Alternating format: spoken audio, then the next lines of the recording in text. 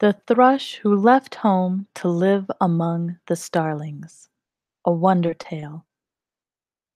Mother Thrush had 4 daughters, Fair, Proud, Trembling, and Loud. Fair was a clever creature who happily left the nest with no intention of turning back, except to smile to her mother. Proud took great strides to stand on her own when she left the nest, and often sang to her mother.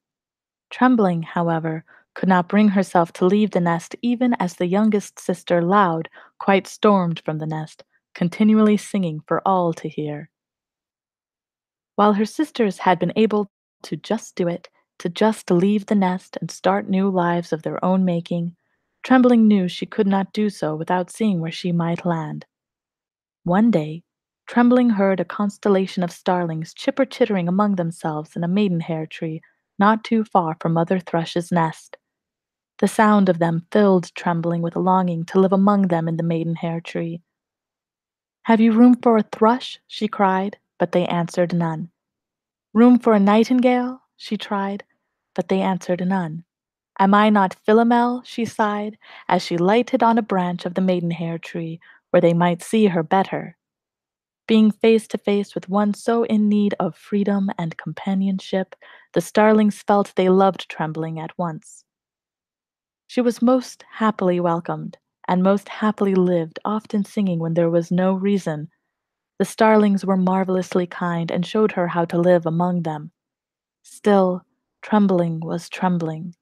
No matter how she ruffled her feathers, she could not shake the uneasy feeling that came to her in the stillness between the songs. Sometimes she sang to hide from it.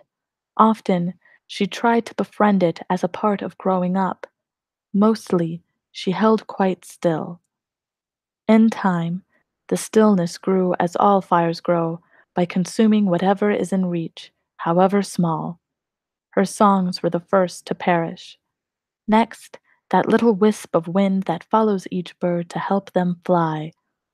With her little wisp gone, Mother Thrush was called upon to take Trembling back to the nest. With nothing else in reach, the stillness went after Trembling's heart. No one knew it till it was too late. The starlings all wanted to kiss Trembling goodbye, but Trembling's heart was on fire for fear of the future, and their tender touch, so refreshing sweet, too quickly cooled her heart. "Name the day," she cried, as her heart quite burst within her breast, and they named it Sorrow. Under the maidenhair tree was she buried, and forget-me-nots did grow.